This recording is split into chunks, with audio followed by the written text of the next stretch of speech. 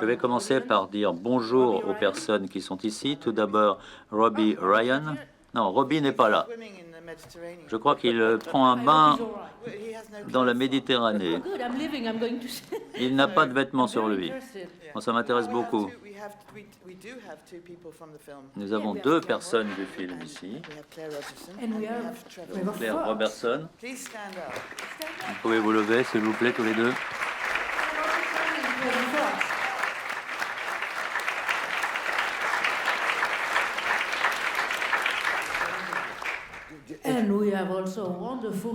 Et nous avons des personnes merveilleuses à mes côtés, le producteur Rebecca O'Brien.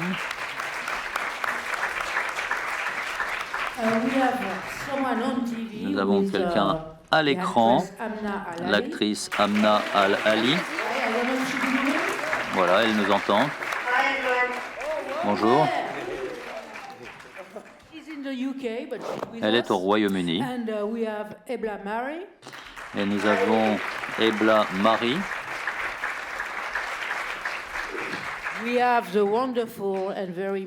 Nous avons Dave Turner, qui est merveilleux, très touchant. Nous sommes tous tombés amoureux de vous dans le film. Nous avons le scénariste Paul Laverty.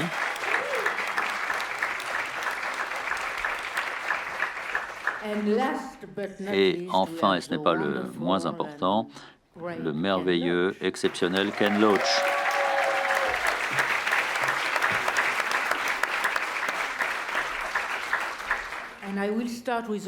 Et je vais vous poser la première question. Question pour Ken Loach. Est-ce que vous êtes prêt pour votre troisième Palme d'Or?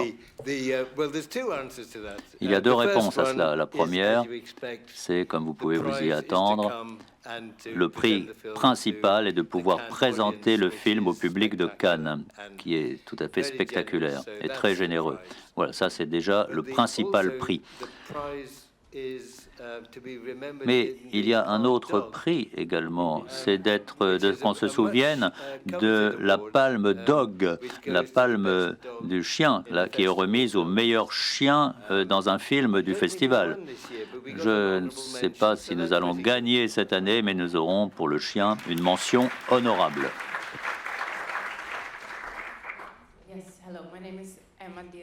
Bonjour, je m'appelle Emma Derrickson, je viens de Suède. J'ai une question pour Ken et Paul. Pouvez-vous nous parler de la recherche que vous avez menée pour la préparation de ce film, notamment toute la recherche qui concernait la solidarité entre la communauté des travailleurs et également la recherche que vous avez menée sur le racisme. L'origine du film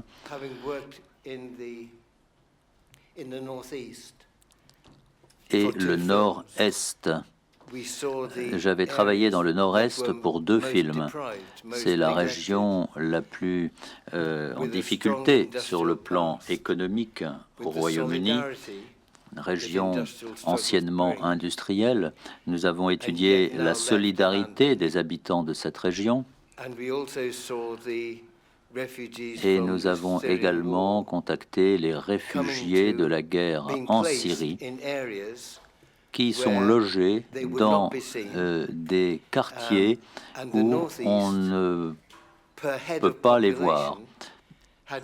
Et le Nord-Est a plus de réfugiés syriens en pourcentage de la population que n'importe quelle autre région du Royaume-Uni.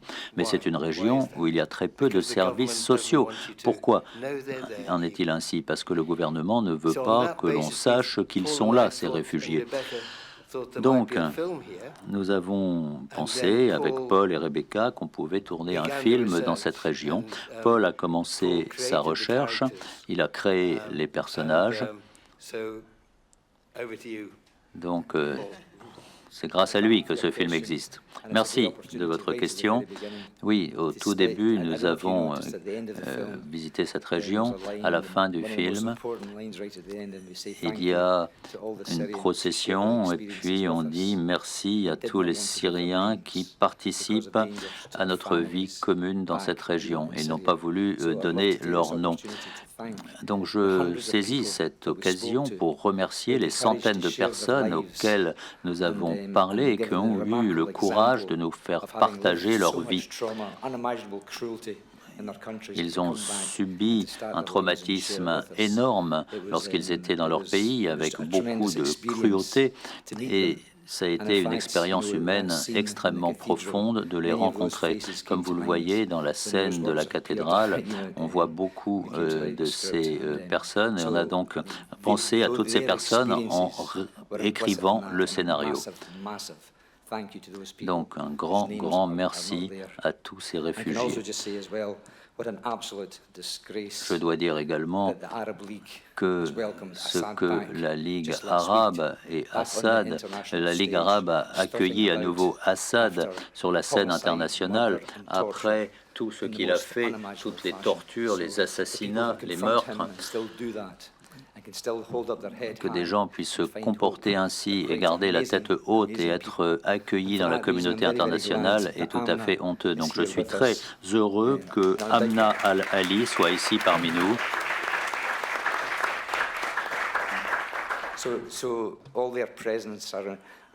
La présence de toutes ces personnes est importante dans le film. Je remercie également les acteurs merveilleux dans le Nord-Est qui nous ont inspirés dans ce film, parce que la solidarité est très ancrée dans cette région du Nord-Est. Avec toute la colère, toute la haine de certaines personnes vis-à-vis des autres, ça existe aussi, mais nous avons rencontré de nombreux acteurs capables d'incarner cela. Ils sont trop nombreux pour qu'on puisse les mentionner. Il y a beaucoup de personnes. Il y a Claire qui est ici, Claire, qui est devant vous. J'espère que vous aurez une question pour Claire plus tard. Mais nous avons été en contact donc avec des personnes merveilleuses dans ces villages, dans ces petites villes qui participent au film. Ils ont compris, ces personnes, que les Syriens avaient besoin d'aide, mais que la communauté locale aussi avait besoin d'aide. Et John Barron et Val Barron, les deux acteurs merveilleux qui sont dans le film, nous ont beaucoup inspirés. J'ai une question pour tous les acteurs, y compris vous. C'est un film sur la solidarité. Est-ce que vous avez travaillé de la même façon sur le plateau? Oui, il y avait un sentiment familial, amical sur le tournage. Et notre relation entre moi et Dave et Claire était la même que on le présente dans le film. Yeah, I mean, I think the most important thing I can say is that I felt safe, I felt comfortable, I felt reassured. J'étais vraiment à l'aise, je me sentais confortable, je me sentais soutenu. J'ai pu être soutenu par les personnes qui étaient dans l'ensemble de l'équipe.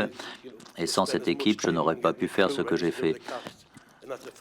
L'équipe des acteurs, l'équipe technique, tout le monde se soutenait, tout le monde m'a aidé à me sortir de ce rôle. Et merci beaucoup à l'ensemble de l'équipe. Amna Al-Ali.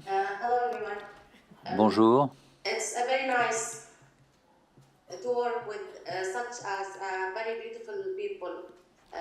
C'était très agréable de travailler avec des personnes aussi merveilleuses que Ken Loach, Rebecca O'Brien et tout le monde. Vraiment de bonnes personnes. Je les remercie. Okay. Please stand up. Thank you. Bonjour, Horizon News, Nigeria. Une question pour Monsieur Ken Loach. Lorsque vous préparez, lorsqu'on étudie le cinéma, on sait que les grands réalisateurs laissent un héritage, que ce soit David Lean, Ridley Scott, ou Christopher Nolan, ou Richard Attenborough, Stephen Frears, et ou vous-même, Ken Loach. Mais quand on en arrive à ma génération des réalisateurs, personne n'est à votre hauteur. Et cette année, j'ai vu un film d'un autre réalisateur qui est en compétition pour la Palme d'Or, quelqu'un qui a fait qu'un seul long métrage. Et dès le début, on voit des marqueurs de Terrence Malick, mais elle est totalement africaine. Est-ce que vous pensez qu'il est possible que ce que vous avez fait en tant que réalisateur puisse continuer aux mains de notre génération d'une façon totalement inattendue?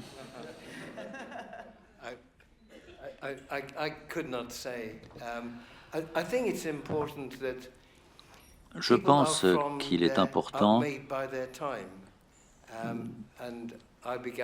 de comprendre que nous sommes façonnés par notre époque. Moi, j'ai commencé à travailler dans les années 60. Je travaillais au théâtre à l'époque, j'y ai beaucoup appris. J'ai beaucoup appris sur la politique également dans les années 60. J'étais ici en 1969, après les événements de mai 68 à Paris. Et toutes ces idées nous restent parce qu'on les a apprises lorsqu'on était jeune. Même chose pour le cinéma. Il y a eu le néoréalisme italien, le cinéma français de l'époque, les réalisateurs tchèques et polonais m'ont beaucoup influencé, mais en fait, nous sommes façonnés par notre époque. Et les réalisateurs, les écrivains, les producteurs, les acteurs d'aujourd'hui ont les mêmes préoccupations, mais feront des films complètement différents. Le problème est que ça ne dépend pas des scénaristes, des réalisateurs pour faire des films, parce qu'en effet, les portes se ferment. Les jeunes trouvent des portes fermées dès lors qu'ils souhaitent tourner des films politiques et qui dépassent les aspects sociaux. Il y a une grande différence, comme vous le savez, j'en suis certain, parce qu'une compréhension du monde politique et qui veut dire que l'on remet en cause le pouvoir. Le système qui actuellement est en plein échec. Pourquoi est-ce que ce système devrait soutenir par de l'argent des jeunes qui veulent faire des films contre le système? À l'époque, nous étions plus dans des démocraties car nous étions soutenus, même lorsque nous critiquions le pouvoir en place. Ce n'est plus le cas aujourd'hui. Le talent existe. Il y a énormément de jeunes activistes qui veulent se lancer dans le cinéma, mais qui, en fait, ne le peuvent pas. Une question pour Rebecca O'Brien. Est-ce que c'est plus difficile qu'avant de faire des films comme celui-ci? Nous avons été brillamment soutenus par nos partenaires européens et nos amis européens pour le financement de ce film. Nous avons rassemblé, collecté un peu de fonds venant de différents endroits. Il n'y a pas un grand studio qui nous a dit ce que nous devions faire. On a pris de l'argent de sources différentes. Il y a eu de l'argent de fonds publics, de la BBC, de la BFI. En France, nous avions Why Not. En Belgique, nous avons les films du fleuve. Chacun contribuant un petit peu, nous avons ainsi pu réaliser ce film. Ce n'était pas si difficile que cela. Et puis le budget était très bas. Nous savons que en faisant un film tel que nous l'avons fait, en étant attentifs aux dépenses, nous allions réussir à le réaliser. Mais si nous avions été plus ambitieux, c'eût été plus difficile. Les gens qui nous ont soutenus sont très généreux et nous ont permis de continuer. Nous avons eu beaucoup de chance parce que nous avons pu avancer étape par étape. Du fait que nous avons bénéficié du soutien de l'Europe, nous avons eu davantage de possibilités et nous avons pu faire un film avec un budget limité plutôt que de faire un grand film avec un grand budget une fois tous les 5 ou 10 ans. Nous avons eu de la chance d'avoir beaucoup de soutien venant de sources différentes et personne parmi tous ceux qui nous ont soutenus n'ont voulu nous dicter notre comportement. Une question pour M. Paul Laborty et M. Ken Loach. Pensez-vous que votre film peut déboucher sur des questions politiques et que les choses peuvent changer? Et pour les actrices, est-ce que c'est important pour vous d'avoir participé à ce film, notamment pour votre propre communauté?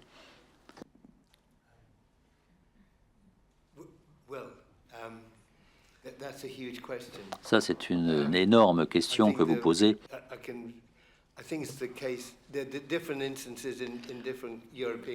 Je pense que les choses peuvent être différentes selon les pays. Nous, au Royaume-Uni, nous avons actuellement les Tories, la droite qui est au pouvoir, et nous avons un parti d'opposition qui s'appelle les travaillistes.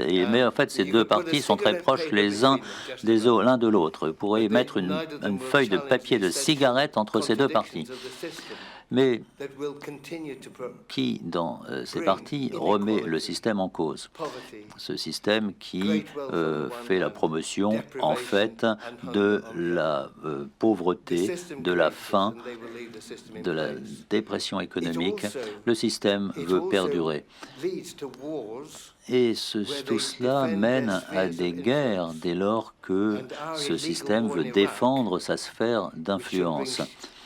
Prenons l'exemple de la guerre en Irak.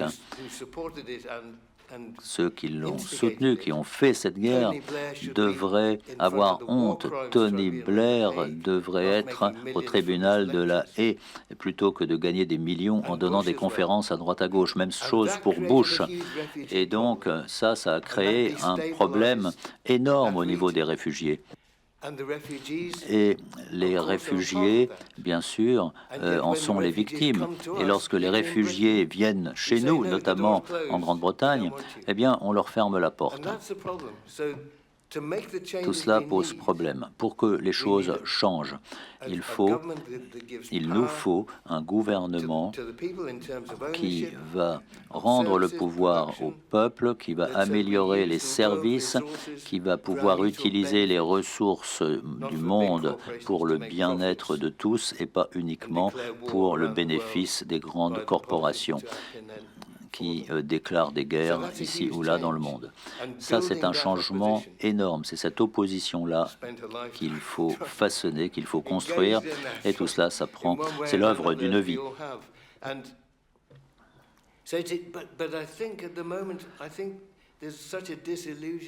Je pense qu'actuellement, il y a une telle déception du fait de ces politiques de droite et que nous voyons qu'il y a un mouvement de masse contre Macron. Nous avons des grandes campagnes également contre le gouvernement et la politique en général dans notre pays. Ce qu'il faut, c'est mettre l'accent sur un programme et agir de façon solidaire. C'est une tâche éternelle. Mais là, si nous n'y parvenons pas, si nous ne réussissons pas, nous allons droit devant le désastre climatique. En ce qui me concerne, je suis plutôt extrêmement déterminé en matière d'organisation d'une telle opposition. Mais on ne doit pas perdre l'espoir. Si on perd l'espoir, on ne peut plus rien faire, comme le dit le personnage principal dans le film. On pourrait en parler toute la journée, mais je pense que l'essence de tout cela, c'est l'organisation d'une opposition politique qui va changer le système économique, car ça, c'est au centre de toute chose.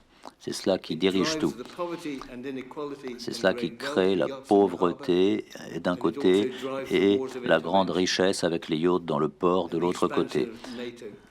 Et avec l'expansion, par exemple, de l'OTAN.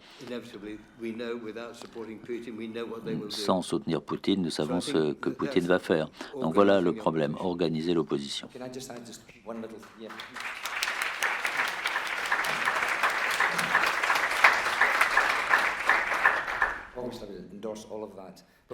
Bien sûr, je suis tout à fait d'accord avec ce qui vient d'être dit, mais pour revenir à notre film, et je pense que ça a à voir avec votre question, il faut que nous soyons extrêmement attentifs au rôle qui est joué par Trevor Fox.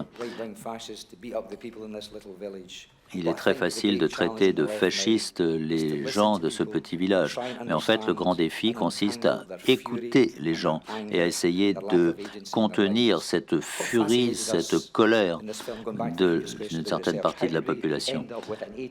Comment est-ce qu'on a pu en arriver là depuis la grève des mineurs en 1984 jusqu'à aujourd'hui? Nous devons agir d'une façon solidaire et tout cela nous marque. Il y a une colère profonde dans la population. Il ne faut pas la nier, il faut y faire face, il faut l'analyser et essayer d'en faire quelque chose. Et si on n'y parvient pas, le problème sera encore plus important. Les partis en place ne vont pas réussir à faire quoi que ce soit dans ce domaine. Et je pense qu'on voit cela partout en Europe. C'est ce qui se passe dans votre pays, en Espagne. Il y a des partis qui répandent la haine, la précarité, la pauvreté. Et au siècle passé, il y avait toute une classe qui n'avait pas de représentation politique. Et à la fin du XIXe siècle, le Parti travailliste a été créé pour représenter les travailleurs.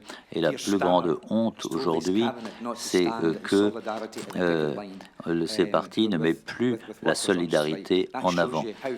Donc, il y a un manque de représentation. Je crois qu'il faut faire face à cette vulnérabilité, à ces craintes. Il faut un programme qui suscite l'espoir.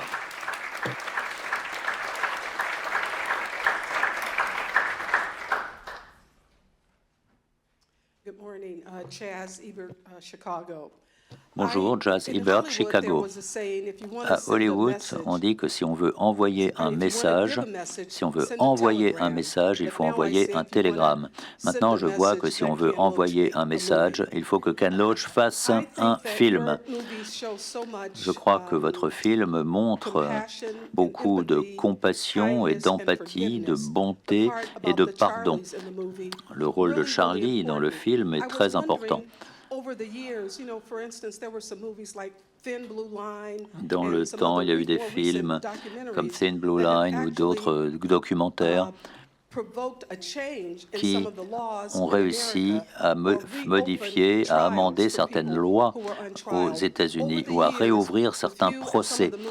Au fil des années, avec vos films, les vôtres et ceux de quelques autres réalisateurs, pouvez-vous nous dire que grâce à vos films, vous avez pu provoquer des changements dans la société, notamment au niveau de la législation?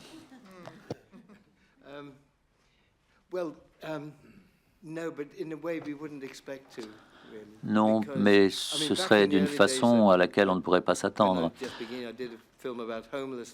J'avais fait dans le temps un film sur les sans-abri et il y a eu un tout petit amendement d'une réglementation pour améliorer le soutien aux sans-abri. Mais tout cela ne remettait pas du tout en cause le système. Ce que l'on souhaite maintenant, c'est un changement fondamental dans la puissance économique. Et je ne pense pas qu'un film pourrait y parvenir. Un film peut nous toucher. Et merci pour votre aimable intervention. Vous vous souviendrez probablement d'un film d'Hollywood qui soutenait la CIA, qui représentait les États-Unis comme étant les défenseurs de la liberté et de la démocratie. Mais nous savons que les films d'Hollywood font passer un message tout à fait intéressant, du genre la convoitise est une bonne chose, la richesse est une bonne chose, la démocratie, il faut la soutenir. Et nous savons que les États-Unis soutiennent toujours les dictateurs dans des pays différents. Et Hollywood soutient tout cela.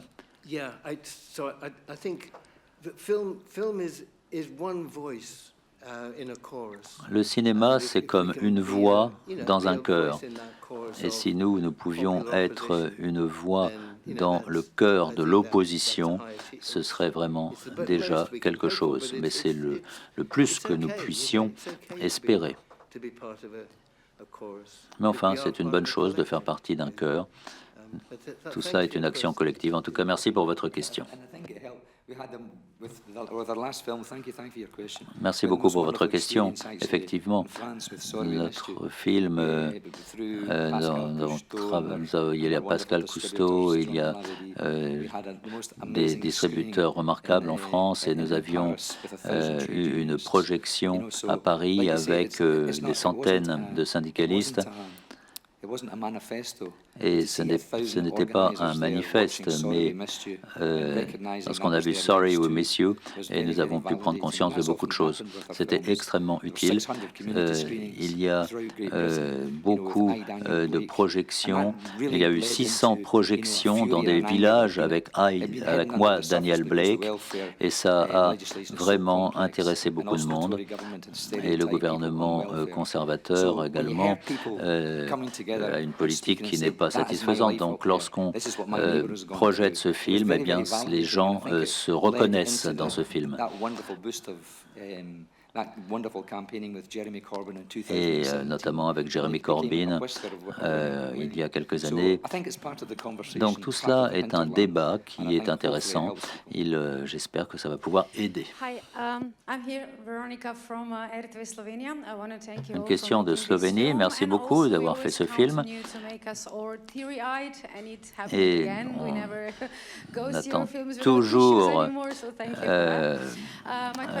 on attend toujours vos films avec impatience, sans ce que l'on va voir avec des mouchoirs parce qu'on y pleure.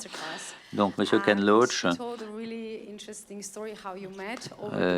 il y a certaines personnes une personne qui nous a parlé d'une rencontre avec vous, avec votre directeur de la photographie, avec lequel vous avez travaillé pendant longtemps.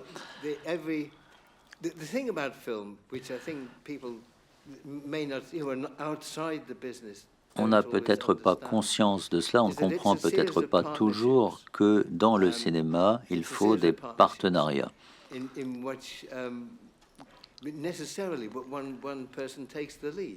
Il y a une personne qui dirige, mais il y a tout d'abord un partenariat entre le producteur et le scénariste et moi dans ce projet-là. Est-ce que l'on peut faire marcher ce projet ? Et ensuite, Paul dirige dans un partenariat avec Rebecca et moi, mais c'est Paul qui dirige puisqu'il est scénariste. Il écrit une histoire, il écrit les personnages. Pendant le tournage, c'est un partenariat avec les acteurs. Et tout cela fonctionne bien, mais c'est très difficile. Il nous a fallu beaucoup de temps pour le casting, parce que les personnes qui sont dans le film, c'est ce qu'il y a de plus important, à part l'écriture du scénario. Donc, ça, c'est un partenariat avec la directrice de casting. Et puis ensuite, il y a le caméraman, Robbie Ryan, et puis d'autres techniciens merveilleux, le responsable du son, design, toute la production, toute l'équipe de production et tous les acteurs, tous ensemble, nous essayons de faire fonctionner ce film. Tout cela, ce sont des partenariats, parce que comme Dave l'a dit, nous dépendons tous les uns des autres. Et puis il y a George Fenton qui s'est occupé de la musique, une musique merveilleuse. Il y a eu le montage. Enfin, vous voyez, il y a des partenariats partout lorsqu'on fait un film. Donc,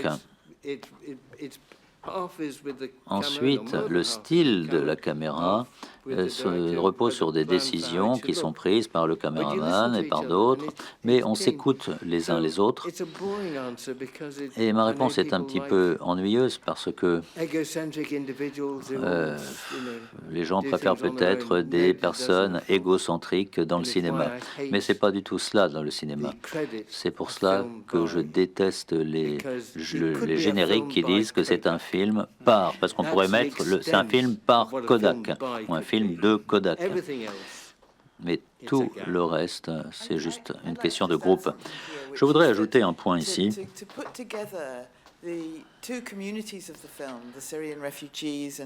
Mettre deux communautés ensemble, les personnes qui sont dans le pub et les réfugiés syriens, les mettre ensemble pour que ça fonctionne, c'est un processus extrêmement long et complexe. Et trouver quelqu'un d'aussi extraordinaire que Ebla ou Amna, il faut pour cela des semaines et des semaines de recherche.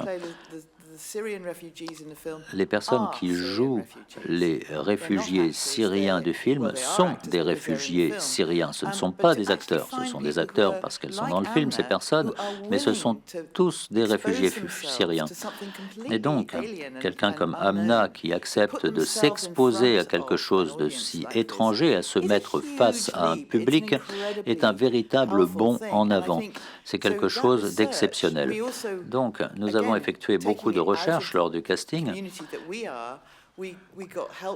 Nous avons reçu de l'aide de personnes au Moyen-Orient qui nous ont recommandé des acteurs. Donc on a essayé de chercher un peu partout. On a aussi un jeune réalisateur qui nous a donné des documents sur la guerre en Syrie que nous montrons d'ailleurs dans le film. La recherche ici est très importante et nous la menons tous ensemble.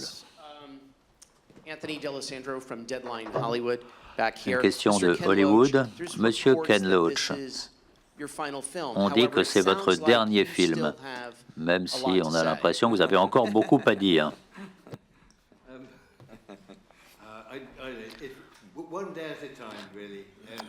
Prenons les choses les unes après les autres. Si on se lève le matin et qu'on n'est pas dans le journal parce qu'on vient de décéder, c'est que tout va bien. Prenons les choses les unes après les autres. Question du Daily Telegraph. Voilà un journal qui n'est pas très populaire parmi vous, très apprécié par vous qui êtes les invités. Donc merci beaucoup d'être ici. Pour Monsieur Loach,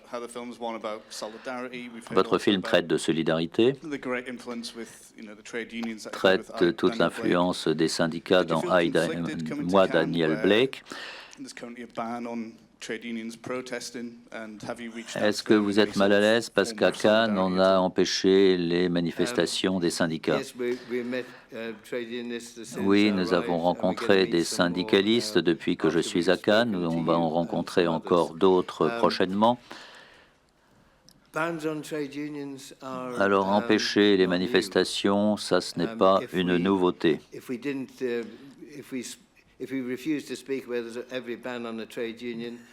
Si on devait parler de toutes les interdictions de manifester, par exemple, et de toute la propagande anti-syndicale, eh bien, vous ne seriez pas dans cette salle. Là, nous voulons communiquer, comme vous le savez. Mais les choses sont telles qu'elles sont. Espérons un jour, on sera dans un monde où il n'y aura aucune interdiction, parce que la démocratie implique qu'on écoute les autres, implique qu'on ait des informations. Et cette information doit être transparente, elle ne doit pas être manipulée. Ce n'est pas le cas au Royaume-Uni. La BBC, par exemple, se présente comme le modèle du journalisme indépendant. Et nous savons ce qui la BBC défend. Donc, je suppose que vous allez être aussi contre les syndicats ici.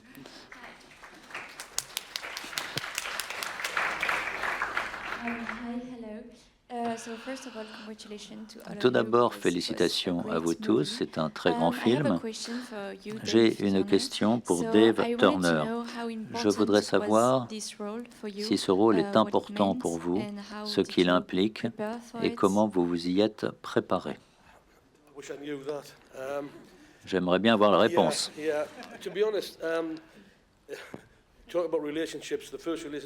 Pour être honnête, la première relation que j'ai eue dans le film, c'est avec Mara, c'est-à-dire le chien.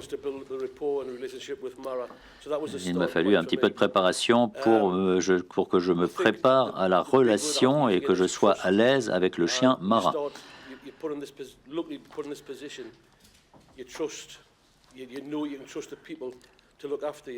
Et quand on est dans un film comme celui-ci, on s'attend à être soutenu par l'ensemble de l'équipe et par les autres acteurs. J'ai jamais pensé qu'un jour je me trouverais dans cette situation. J'ai travaillé 30 ans comme pompier et j'ai pensé qu'à ma retraite, je serais heureux. Donc me retrouver ici est quelque chose de totalement surréaliste pour moi. Nous avons donc tourné ce film et puis le lendemain, le chien m'avait rejoint chez moi. J'en étais très surpris.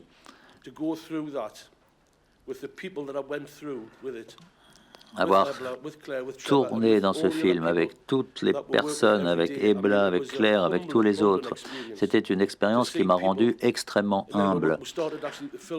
Et ensuite, il y a les personnes qui sont dans le pub.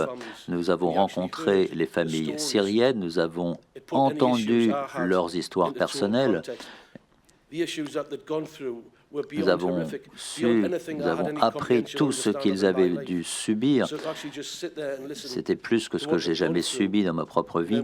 Être là et les écouter était quelque chose de très touchant, incroyable. Donc je suis extrêmement fier et honoré d'être ici. C'est un privilège et j'espère que les gens iront voir ce film avec un esprit ouvert. N'y allez pas pour de mauvaises raisons.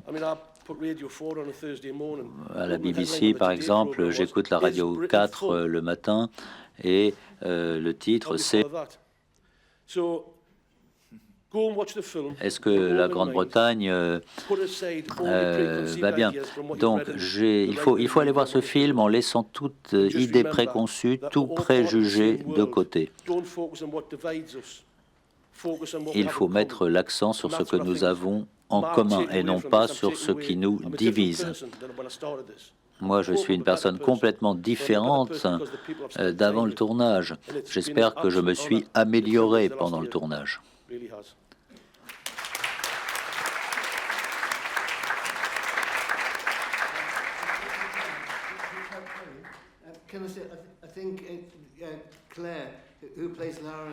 Claire, qui joue Lara dans le film, qui est activiste dans ce village, est-ce qu'on peut lui donner un micro pour qu'elle nous en parle?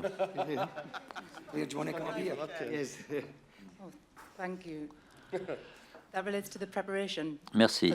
Là, pour se préparer au film, eh bien, j'ai rencontré Paul avant le film, avant le tournage.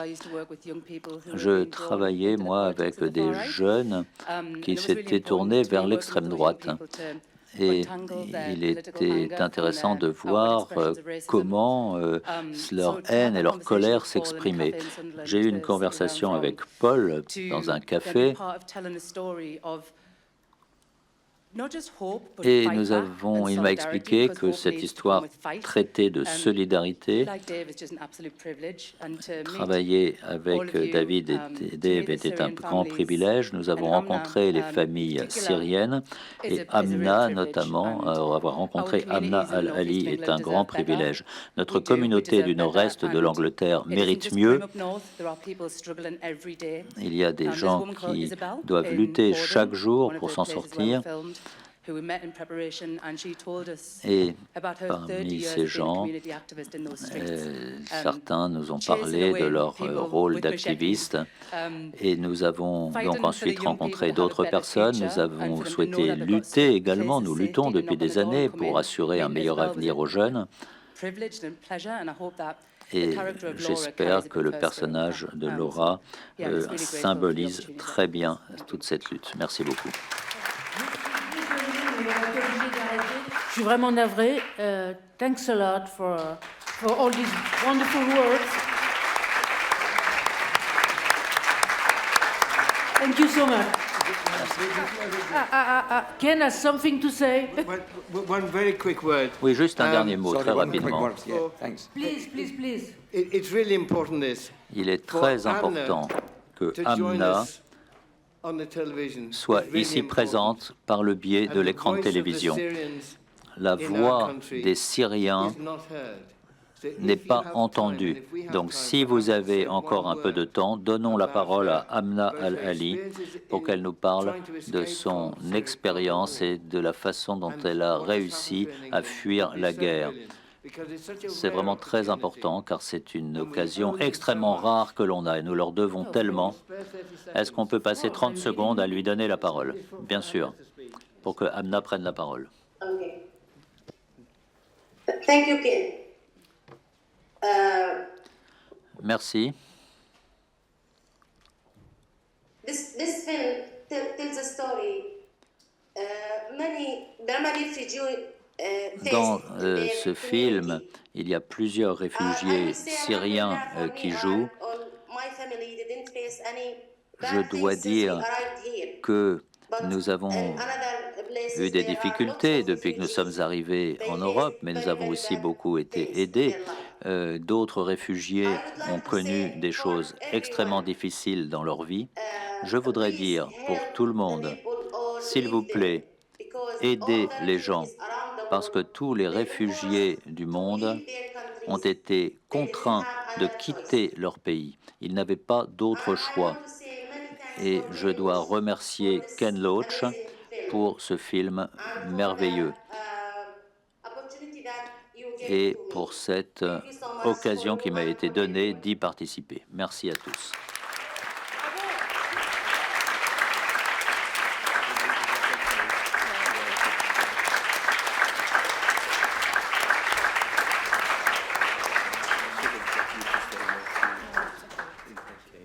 Well, thank you so much. Okay, thanks, Karen. Thank you. Thank you very much, Karen.